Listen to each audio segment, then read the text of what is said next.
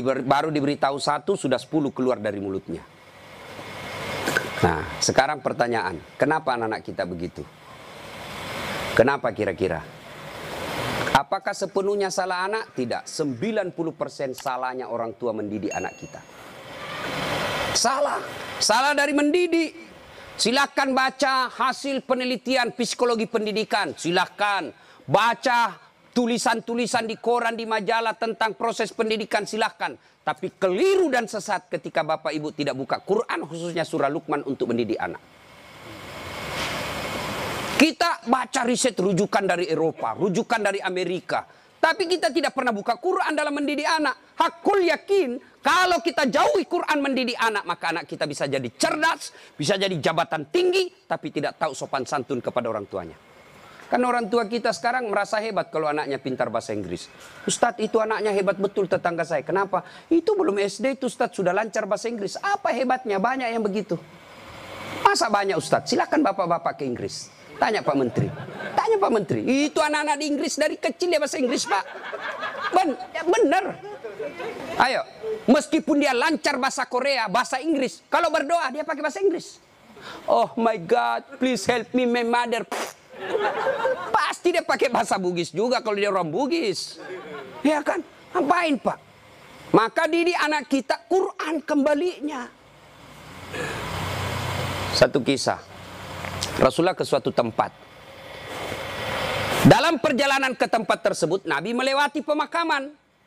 Nabi lalu bersabda, langkahkan kakimu dengan cepat ketika lewat pemakaman. Seluruh sahabat mempercepat langkahnya. Sampai Nabi di tujuan. Selesai urusan, balik lagi dengan rute yang sama. Lewat di pemakaman, seluruh sahabat melangkahkan kaki dengan cepat. Karena tadi diperintah cepat, tanpa perintah Nabi, percepat langkah. Nabi katakan, tidak usah, kau santai aja jalan. Ya Rasulullah, tadi pergi disuruh cepat, sekarang kau tidak. Kata Nabi, tadi itu andai kau diberi telinga seperti pendengaranku. Tadi itu waktu pergi disiksa orang dalam kubur. Saya tidak mau lama-lama mendengarnya. Tidak tega saya mendengar dia disiksa. Maka saya mau jauh supaya saya tidak dengar. Waktu pulang tidak lagi. Kenapa? Saya dengar berita dari Jibril. Allah perintahkan hentikan siksaanmu wahai penyiksa di kubur. Tidak mungkin saya siksa orang tuanya di kuburnya. Sementara anaknya di dunia lagi belajar mengaji membaca basmalah. Bismillahirrahmanirrahim. Baru kalimat basmalah dia baca anaknya. Allah sudah katakan berhenti kau siksa anaknya, orang tuanya. Nabi tidak mengatakan saya dengar anaknya kursus bahasa Inggris. Anaknya kursus aritmatika. Anaknya kursus komputer. Tidak. Tapi apa? Quran. Maka didik anak kita Quran. Ya Pak ya, itu dosa anak-anak yang masih sekolah. Kalau kita ini yang sudah punya istri, model durhakanya, nah seperti tadi, lebih takut sama istrinya daripada ibunya. Ada di sini bapak-bapak takut sama istri. Berhenti kau jadi laki-laki kalau takut sama istri. Apa mau takut? Nah kita setengah mati cari ikan uang. Saya seriusin Pak Menteri. Coba lihat Pak. Dari pagi kita keluar mikir untuk istri. Supaya dia bisa beli emas. Supaya dia bisa pakai kudung yang bagus. Supaya dia bisa pakai tas yang mewah. Supaya dia bisa pakai sepatu yang up to date. Semua kita pikir itu. Mana pernah istri kita mikirkan kita bagaimana supaya kita pakai berlian? Tidak pernah. Kita pikir itu Pak. Bukan cuma di dunia, sampai di akhirat.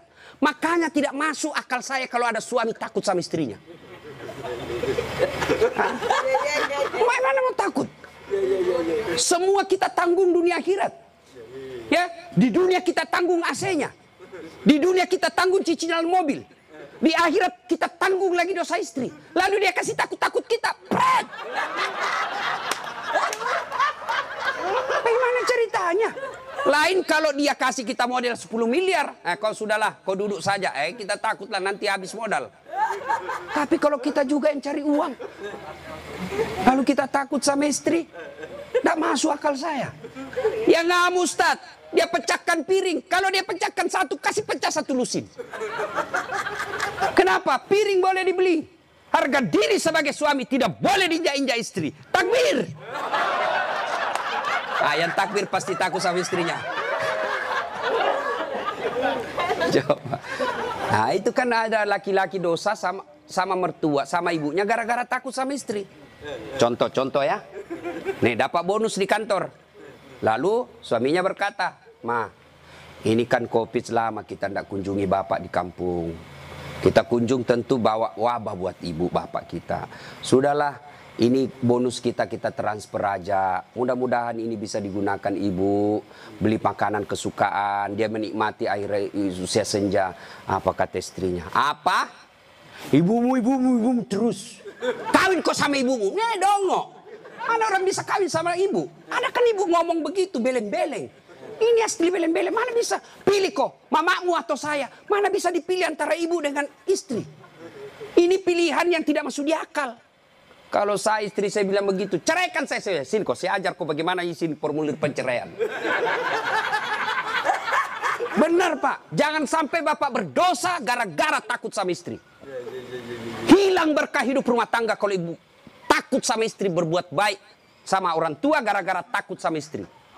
Mestinya istri yang baik, dia sujud syukur ketika mertua anaknya. Kenapa? Berdoa, ya Allah, mudah-mudahan anakku juga seperti ini ketika saya sudah punya istri, masih mengingat saya.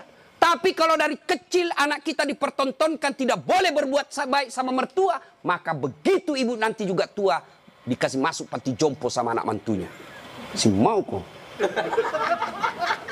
Ini, dengar ibu-ibu ya. Mestinya sujud syukur. Alhamdulillah saya punya suami perhatian betul sama mertua. Mudah-mudahan anak saya juga seperti ini. Ya Allah, terima kasih kau kirim orang tua ini. Gara-gara ini orang tua saya punya suami jadi menteri. Andai saja bukan suami ini, orang tua ini punya anak, mungkin suami saya pengangguran. Bersyukur dengan cara apa? Jangan halangi. Dan kita juga suami jangan bersebelah. Mertua juga kita adalah orang tua kita. Konsep Islam itu ada 3 orang tua. 1 ibu bapak, 2 mertua, 3 orang yang pernah mengajari ilmu. Itu orang tua kita. Maka yang baik, datang ibunya suami, istri yang kasih hadiah. Datang orang tuanya istri, suami yang kasih hadiah. Malah jangan sembunyi-sembunyi. Karena takut sama istri, masuk di dapur mamanya. Mak, jangan dilihat istri saya, mati saya. Beleng-beleng. Ya? Takbir. Jangan sampai bapak menjadi anak durhaka hanya karena takut kepada istri. Itu camkan itu Pak. Maka saya bilang sama istri saya, boleh kau marah-marah sama saya. Ada rezeki dari saya kau habisi duit, itu rezekimu. Boleh kau maki-maki saya kalau kau marah. Boleh kau lempar kepalaku, yang penting tidak dikena. Satu yang tidak boleh saya dengar, jangan pernah kau sakiti perasaan ibu saya. Begitu sakit perasaan ibu saya, tidak ada mantan orang tua. Tapi istri, banyak namanya mantan istri. Nah itu harus tegas, ini prinsip buat kita anak. Nah ini golongan pertama yang menderita ketika sakaratil maut, anak yang durhaka kepada orang tuanya. Bagaimana dengan almarhum anak Pak Tony? Atau kita yang sudah meninggal orang tuanya? Ustadz, saya dulu anak durhaka Ustadz. Berapa sering saya kasih keluar air mata ibu saya Ustadz. Tapi saya sudah sadar, saya sudah hijrah sekarang. Tapi orang tua saya sudah ada kubur. Gimana cara berbuat baiknya? 1, doakan. Mendoakan orang tua tidak harus pakai bahasa Arab. Mendoakan orang tua bagi yang menikah ada 4 minimal kita minta. Ya Allah, ampuni dosanya. 2, terima amalnya. Ada amal tidak diterima? Ada. Amal-amal pilkada.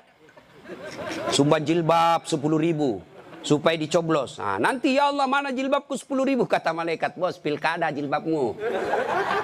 Ya, enggak sampai. Pun kalau ada amal orang tua kita seperti itu, dia pernah caleg, maka kita berdoa, ya Allah terima amalnya orang tuaku. Yang ketiga, lipat gandakan amalnya tersebut. Dan yang keempat, lapangkan alam kuburnya, jadikan kuburnya menjadi taman-taman sorga. Lalu tutup dengan doa yang ada Al-Quran, Allahumma gfirli wali walidayya warhamhuma kama rabbayani shaghira. Doakan. Yang kedua, cara berbuat baik kepada orang tua semeninggal adalah bersedekah atas nama orang tua. Saudara-saudara sekalian, saya sebagai anak pertama, ini memang ada hak waris kita. Rumah ini kita 4 bersaudara, kita punya hak waris. Tapi inilah peninggalan Bapak yang beliau sejak jadi pegawai sampai pensiun mencicil rumah ini. Tidak elok rasanya begitu meninggal, beliau tidak menikmati rumah ini. Lebih baik rumah ini kita jual, kita belikan beliau jadikan masjid. Nah, setengah dari ini warisan barulah kita bagi. Bagaimana adik-adik? Setuju? Setuju Kak. Nah, biasa kalau ada begini istri yang menghasut. Apa kek, kau kan anak pertama, masa kau mau diatur sama adikmu, dongo ini. Nah, itu biasa itu begitu. Jadi penghasut. Nah, bersedekah atas nama orang tua. Ada lagi yang berkata tidak sampai kalau sudah meninggal Ustadz. Mau bukti bahwa sedekah kepada orang meninggal sampai? Mau bukti? Mau Pak? Mau, saya kasih bukti. Gimana caranya? Bapak meninggal dulu, saya kirimkan sedekah. Sebab yang begini alam gaib Pak, tidak bisa diakali. Kalau Bapak tidak percaya sudah mati duluan deh, saya kirim Fatihah dengan binatang kurban. Yang ketiga, cara berbuat baik kepada orang tua sudah meninggal adalah mengunjungi karib kerabatnya. Besok lusa anaknya almarhum ya masih hidup, teman-temannya Bapak ketika sudah usur, anaknya sudah menjadi pembesar, maka kunjungi karibnya. Itulah cara berbuat baik kepada orang tua yang sudah meninggal. Dan yang paling konkret, kalau mau berbuat baik kepada orang tua sudah meninggal adalah jadilah anak yang soleh atau soleha. Nah ibu bapak saudara-saudara sekalian. Nah ini yang perlu diluruskan. Orang datang melayat, satu, banyak nginjak-nginjak sunnah Nabi. Dua, tidak ada manfaat buat orang meninggal. Tiga, datang bawa dosa. Coba lihat prakteknya saya lihat ini. Kenapa saya bilang datang bawa dosa? Datanglah ibu-ibu gaul.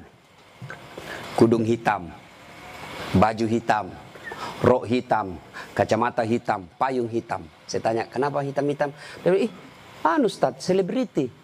Tidak, sunnah itu putih-putih. Dosa enggak hitam-hitam? Tidak, tapi dicintai Allah dan Rasulnya kalau bapak ibu pakai putih-putih. Dua, datang tambah-tambah dosa. Itu tadi sunnah Nabi. Yang kedua, datang tambah-tambah dosa. Kenapa tambah-tambah dosa? Datang cerita jelek aja orang Pak. Lewat satu, terutama ibu-ibu tuh. Mulai pintu dia lihat Pak, mulai dilihat dari ujung rambut sampai ujung kaki. Lewat si Kobi itu kata orang Bugis, si Kobi nih.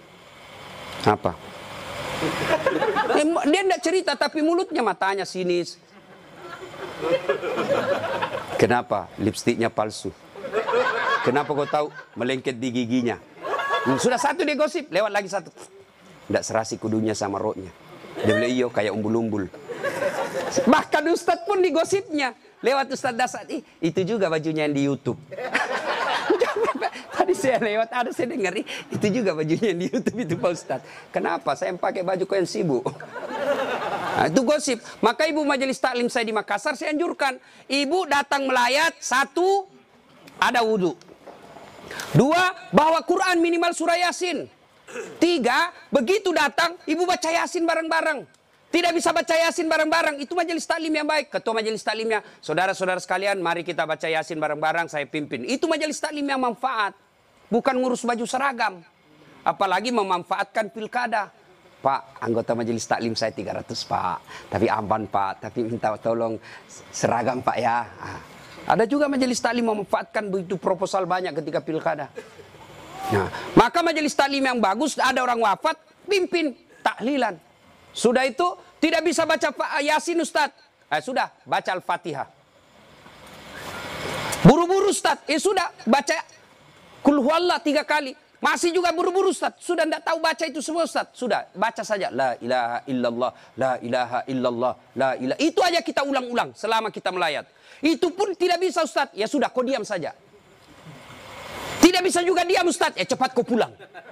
Daripada tinggal bawa dosa saja. Nah, sudah. Yang ketiga, kenapa tidak ada manfaat buat orang meninggal? Tidak ada yang sholat jenazah.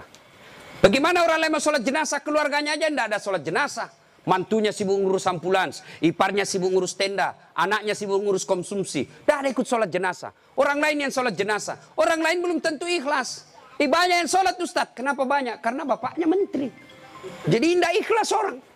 Tapi coba kalau keluarganya, pasti ikhlas. Saya hampir jarang sekali melihat ibu-ibu sholat jenazah. Jarang. Maka jangan heran ketika ibu meninggal sedikit juga yang sholat jenazah. Kenapa? Karena waktu hidup jarang dia sholat jenazah. Maka wafatnya pun sedikit yang sholat jenazah. Ustaz tidak muat rumahnya Ustaz. Di teras. Ustaz tidak ada air. Tayamum. Ustaz tidak ada air. Boleh tidak wudhu. Imam Syafi'i mensyaratkan wudhu. Imam Ahmad boleh tidak wudhu. Karena itu bukan sholat. Dia hanya doa. Saya tidak tahu bacanya Ustaz. Ikut saja sama imam. Yang penting takbir 4 kali, jangan ruku. Kalau bapak ruku, siap-siap malu sendiri. Nah, ini cerita, wallahu alam benar atau tidak. Cerita ini. takbir imam. Allahu Akbar, takbir juga dia, Allahu Akbar. Takbir kedua imam, Allahu Akbar, dia ruku. Dia, kenapa saya sendirian ruku ini? Takbir ketiga imam, dia, sekalian sujud deh. Dia sujud. Pas selesai sholat ditanya, kenapa kau sujud? Dia bilang, ini orang banyak sekali dosanya. Tidak diampuni kalau tidak ruku. Supaya habis sekalian, ya sekalian saya sujud. Nah, ini jawaban orang kepepet. Nah, ibu bapak, saudara-saudara sekalian. Ya, habis baterainya. Ibu bapak yang saya muliakan. Nah, masuklah, diantarlah kita.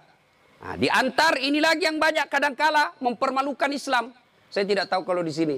Saya melihat kalau di daerah sebagian Makassar, Pak, orang meninggal kala-kala demo, Pak. Naik di mobil, dia putar bajunya, orang mati, orang mati. Wah, minggir. Sampai mobilnya orang dilempar, jangan begitu. Ngapain buru-buru? Jadi sebelum diantar jenazah, keluarga yang berduka pidato. Terima kasih Bapak Ibu sudah memberikan kami dukungan moral. Tapi tolong jangan mempermalukan kami di jalan. Jangan lagi menambah duka kami dengan mengganggu pengguna jalan yang lain. Saya kalau pergi mengajar, tiba-tiba jenazah di mobil jenazah, bagus cara pengantarannya, saya minggir Pak, saya kirimkan Fatihah. Kirim Fatihah untuk Rasulullah, saya ikutkan jenazah yang diantar. Tapi kalau menakutkan, tidak ada yang mau doakan.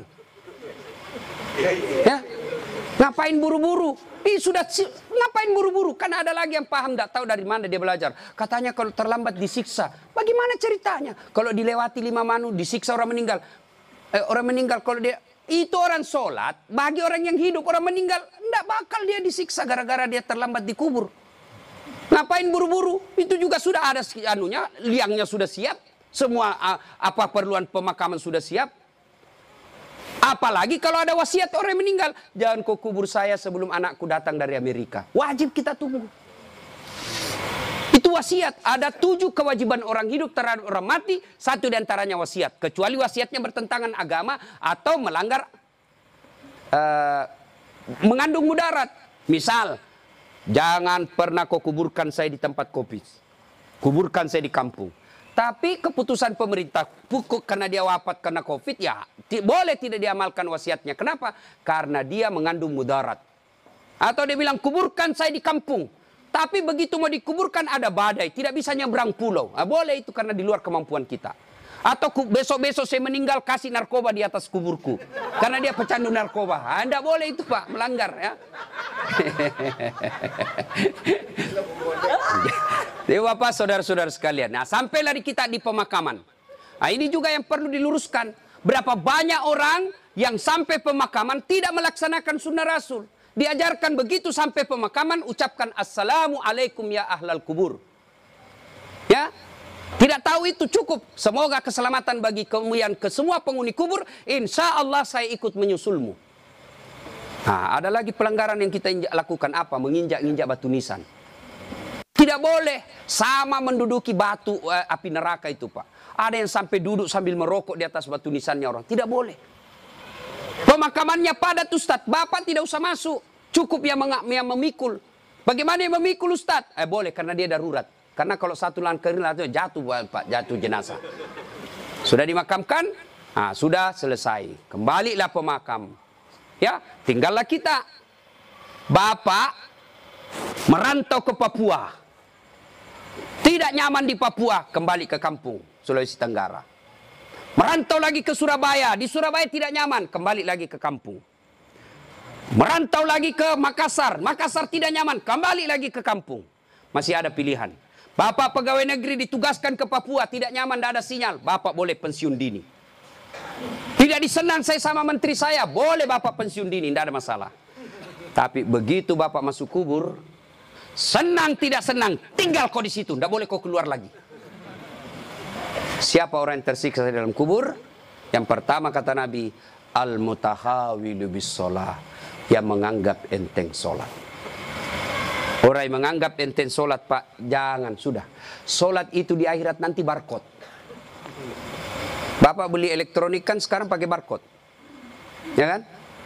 Nah, Bapak begitu setor jualan, berarti ini boleh bawa. Di akhirat kalau Bapak di barcode, bagus sholatnya. Tidurkan dia kata Nabi seperti tidurnya tidur pengantin baru. Tapi di barcode, Hilang, redup-redup. Ini macet. Ini sholat Jumat, hari Jumat saja. Paling terlambat datang, paling cepat pulang. Orang khotbah dia tidur. Begitu bangun, aliran apa yang tidak ada khotbahnya? Bukan aliran apa, kau yang tidur beleng. Mana? Percaya Pak, orang yang tidak ada sholat demi Allah. Bapak tidak puasa, masih boleh disebut Islam. Bapak tidak haji, masih boleh disebut Islam. Bapak tidak bayar zakat, masih disebut Islam. Tapi tidak sholat, Imam Syafi'i menghukuminya, disuruh bertobat dan dia tidak mau, boleh dihukum mati. Itu kalau Imam Syafi'i. Disuruh sholat dan dia tidak mau. Disuruh bertobat dia tidak mau, kata Imam Syafi'i, boleh dia dihukum mati. Begitu pentingnya sholat. Ketika Allah perintah puasa, ayat saja turun. Allah perintah haji, ayat saja turun. Allah perintah zakat, ayat saja turun. Allah perintah sholat, tidak boleh ayat turun. Rasulullah dijemput oleh 4 malaikat menghadap kepada Allah. Kenapa? Ini perintah penting. Diberikan perintah sholat. Pak Menteri, ada himbauan kepada seluruh kepala daerah se-Indonesia, hanya berupa himbauan cukup WhatsApp dalam grup. Tapi kalau itu berupa SK yang penting, Gubernur datang kantor Menteri. Kenapa? Ini penting. Tidak boleh kau di WhatsApp. Sholat demikian pentingnya, sehingga Nabi harus diundang menghadap. Itulah disebut Isra dan Mi'raj. Bapak kerja jadi Grab, jadi menteri. Munafik kalau Bapak katakan, bukan untuk dunia saya. Bohong. Kita bekerja apapun profesi kita untuk memperbaiki dunia. Lalu siapa yang punya dunia? Allah Subhanahu wa ta'ala. Artinya, mustahil dunia dalam genggaman. Kalau yang punya dunia Bapak jauhi. Saya kasih contoh. Saya akrab dengan Pak Menteri. Saya datang ke Jakarta. Pak Menteri, saya mau jalan-jalan Jakarta ini, tapi tidak ada mobilku Pak Menteri. Kata Pak Menteri, aman terkendali Ustadz. Pak Menteri telepon ajudan. Ajudan, siap Pak Menteri. Itu ada Ustadz Dasat, kau jemput dia. Nanti dikena lagi kita di ceramah. Kau jemput dia.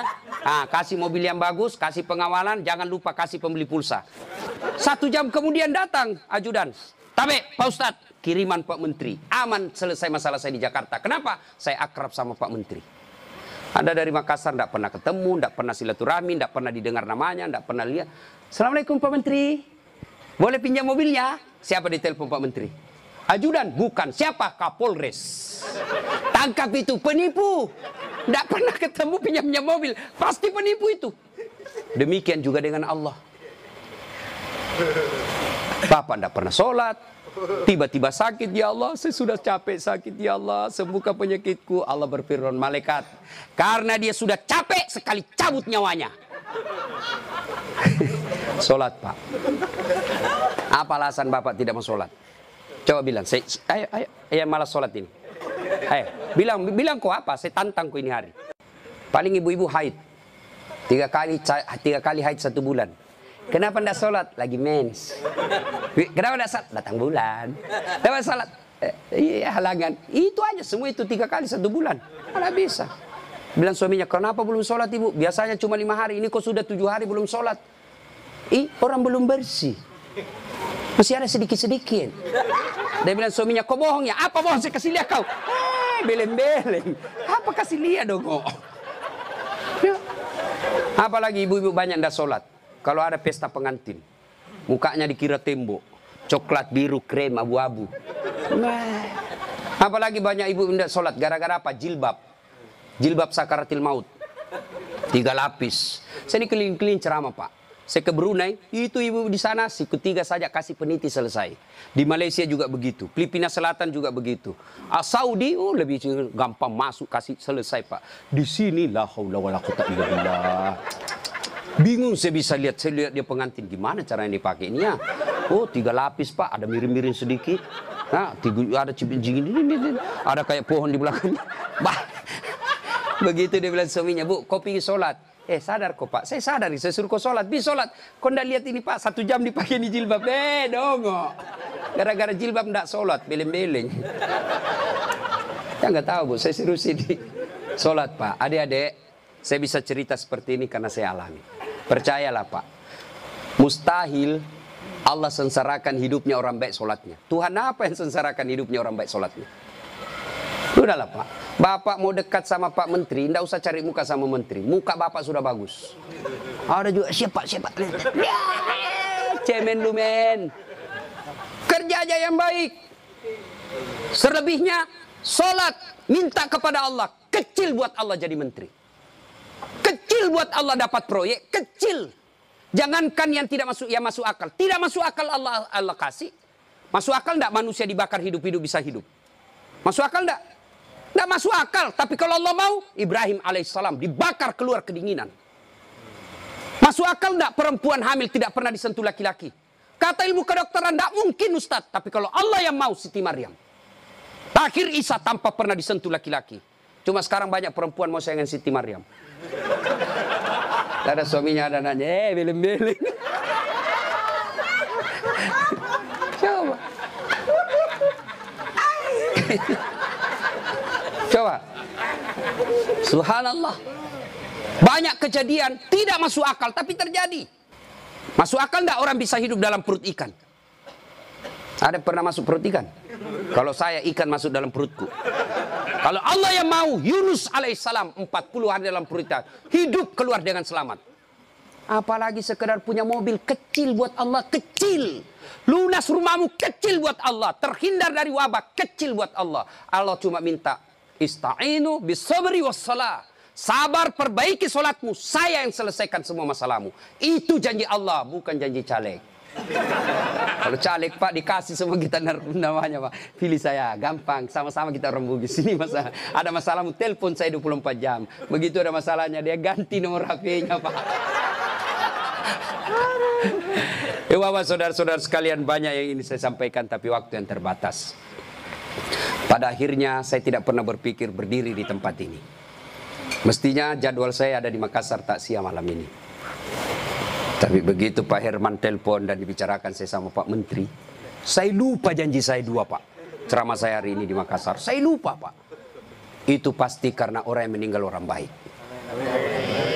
Saya terharu tadi istri beliau mengatakan, Ustadz 3 bulan sebelum beliau wafat, ceramahnya Ustadz selalu dia putar. Maka beliau katakan, saya terharu Ustadz karena saya tidak tahu kalau Ustadz yang mau ceramah malam ini. Ini karena kekuatan silaturahim. Ini karena pejabat yang baik. Ya. Banyak-banyak pejabat saya kenal Pak, kalau temannya meninggal paling kirim bunga. Ini alhamdulillah hadir memberikan dukungan dan mendatangkan Ustadz Dasat. Ngacu Pak Eko. Alhamdulillah ya. Bapak, saudara-saudara sekalian, sebelum kita akhiri, saya mau bertanya dan ini pasti dicatat oleh malaikat. Apakah Bapak Ibu bersaksi bahwa almarhum orang baik? Kalau ada dosa dan kesalahan dimaafkan? Catat ya malaikat, inilah menjadi amal kebaikan buat almarhum. Banyak yang ingin saya sampaikan tapi waktu yang sangat terbatas. Untuk ingin mendengarkan ceramah saya lagi, gampang, silahkan buka channel YouTube saya, Dasat Latif. Nah, jangan lupa like and share. Atau di Instagram Dasat Latif 1212. Terima kasih. Sebagai kesimpulan, kullu nafsin sa'ikatil maut. Semua yang hidup pasti akan mati. Al mautu babun. Mati adalah pintu yang setiap kita pasti melewatinya. Karenanya yang jadi masalah sesungguhnya bukan mati itu. Yang jadi masalah adalah sudah siapkah kita menghadapi kematian itu. Dan apa bekal sebaik-baik dalam menghadapi kematian? Satu diantaranya takwa. Dan takwa itu operasionalnya, wujud nyatanya. Birrul walidain, berbuat baik kepada kedua orang tua. Dan peliharalah sholat dengan sebaik-baiknya. Demikian, lebih dan kurangnya mohon dimaafkan. Nun wal kalam ya misturun. Billahi fisabilil haq. Sebelum kita akhiri, mari kita kirimkan suratul Fatihah kepada Rasulullah Muhammad SAW. Khasiat dan keutamanya kita ikhlaskan untuk almarhum Bapak Tony Effendi bin Muslim Effendi. Ila hadratil Nabi Mustafa Muhammad SAW. Summa hususil ruhil.